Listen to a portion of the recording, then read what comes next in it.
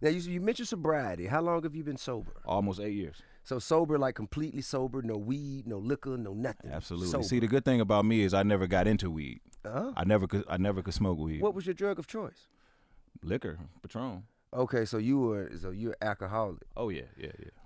Okay. Without a doubt, I was the best. And what made you wanna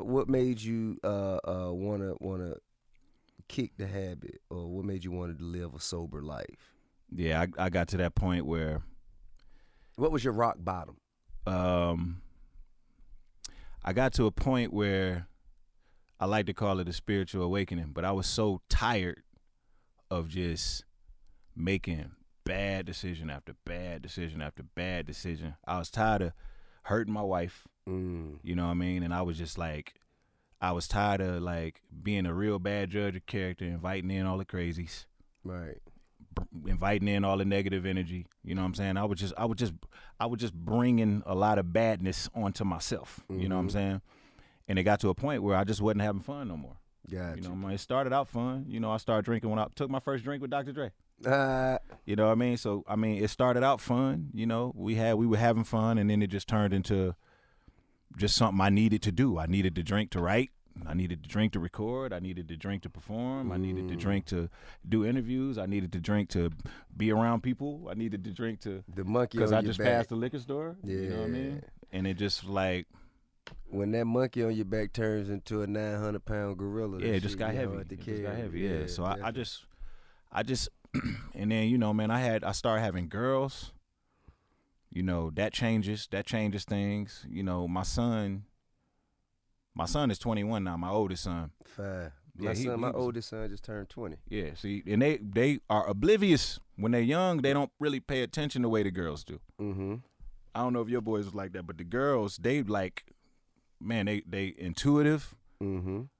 They want to know everything. Mm-hmm. They hear everything. They understand everything. Certainly. They ask a lot of questions. Yeah. Yo, man, I can't be that guy. I can't be the dude online getting, you know, exposed by girls and, you know, always in some type of scandal where I'm looking like a cornball. I just can't be that guy, man. Like I work a regular job before I allow myself to be that in front of my babies. Right. You know, then my wife got family.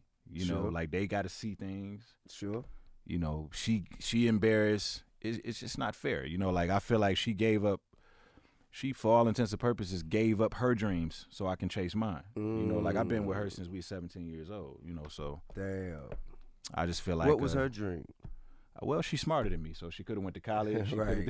You know what I mean? There's many things she could have did, but she got pregnant, you know, at 19 years old, you know what I mean? So how do y'all fight through that? Because that's a heavy load for her to carry, even if you're doing everything right. Mm-hmm. That's a heavy load to carry, you know, in a relationship. You know what I'm saying? I feel like me and my wife went through a lot of that, and I had to carry that. You know what I'm saying, for a certain period. And you know, the thing I always go back to when it's me and my wife, which she definitely does not allow me to use this. But what I say is, I told you I was fucking nuts before we even got into this. She knew it though. And she's like, yeah, but you didn't say how nuts though. You know what I'm saying? God bless all of the strong black women who you know, who fought it out and thought to stand by the side of their man when he wasn't shit. Bro, let me tell you something. Because every motherfucker been not shit before. Bro, they're healers. Right. And they're nurturers. Healers. And when fame start driving you crazy, right, you need somebody you can go home to. See, I tore my girl down to the lowest compound. I broke her down. And the concept of her looking to me to build her back up. Right. When I'm carrying baggage myself. Right. I mean, that alone was healing for me. So we were able to build back up together. Right. You know what I mean? And like, she showed me early on, she wasn't gonna just leave. Okay. Because if she does that, that's just giving up. Like she made sure she stayed there to work on the relationship no matter what I did. She wouldn't allow me to be a fuck up. Right. She wasn't gonna allow me to dumb myself down. Yeah, she wasn't gonna allow me to dumb myself down. Right. Just because of the music business. Like she saw more in me than I seen in myself. And I feel like you need somebody like that. Whoever you choose as your partner is the most important decision that you can make as an artist, because that's make or break. Sure. You know what I mean? That makes a lot of sense. Yeah. You know what I'm saying? My old lady, man, she has so much, how can I say? Like, she has extremely high like she wouldn't allow. I'm trying to think of how that would work in our household. We blow the roof off the motherfucker. I don't think, you know what I'm saying? Like you see Mr. and Mrs. Smith? Mm-hmm. That's us. That's a great movie, man. That's basically us. We will, you know what I'm saying? We'll fuck each other up. Cover me. And heal the wounds afterwards. Right. But you gonna have to show you can survive these motherfucking wounds. Yeah. If this shit kill you, oh well.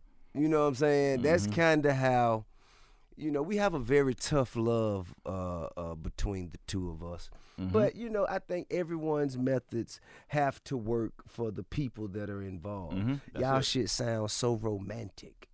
You know what I'm saying? She looked to me. I had to be the one. Man, that's therapy talk. That's therapy talk. You know, like when you go to therapy. My old lady sit in the therapy session to tell the counselor, hell no, this nigga full of shit. Fuck that. I ain't doing it. Hell no. Fuck that shit.